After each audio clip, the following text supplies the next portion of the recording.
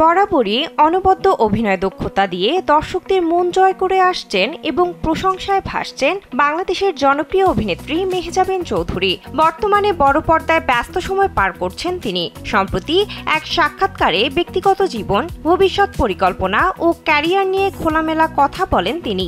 জানান ভবিষ্যৎ নিয়ে ভাবতে ভয় পান এই অভিনেত্রী। মেহজাবিন বলেন, আমি বেশি বেশি কথা বলবো, অনেক কিছু বলবো, এই করে ফেলেছি, ওই করে ফেলেছি, এটা করব, ওটা করব, এগুলো সব পরিকল্পনা এবং ফিউচার। আজ এখান থেকে বের হয়ে আমি রাস্তাতেই মারা যেতে পারি। জীবন অবাক না করলে কে করবে? 28% মিল্ক ফ্যাটের অবাক করার সাথে ফ্রেশ মিল্ক পাউডার। জীবন অবাক করুক প্রতিদিন।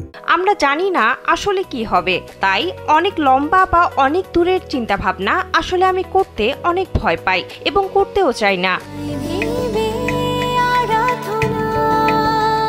অভিনেত্রী বিশ্বাস করেন একজন শিল্পীর প্রকৃত পরিচয় তার কাজই তুলে ধরে। তিনি বলেন, কতটুকু ভালো করেছি না করেছি এগুলো একেবারেই আলাদা আলোচনা, কিন্তু আমি চাই আমার কাজই কথা বলুক। তবে বড় পর্দায় কাজ নিয়ে তার আগ্রহ প্রবল। মেহজাবিন বলেন, সিনেমা যেহেতু শুরু করেছি, সামনেও সিনেমা করব। যদি ভালো গল্প থাকে, আমার চরিত্র ভালো লাগে, আমি তো কাজ করতেই চাই। নতুন কাজের ঘোষণা না দেওয়ার বিষয়ে দর্শকদের ক্ষোভের কথাও স্বীকার করেছেন এই অভিনেত্রী। তিনি বলেন, আপনারা মাঝে মাঝে মন খারাপ করেন, মেহজাবিন কিছু বলছেন না। আর্টিস্টরা এখন সবকিছু লুকায়, কিন্তু ব্যাপারটা তা নয়। আসলে এর পেছনে রয়েছে কন্ট্রাকচুয়াল বাইন্ডিংস।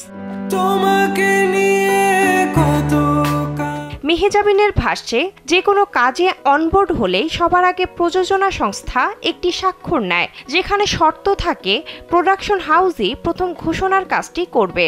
তারা একটি সুনির্দিষ্ট স্ট্র্যাটেজি সেট করে কবে কি বলতে হবে, কবে কি রিলিজ হবে। বিনোদন ডেস্ক, কালবেলা।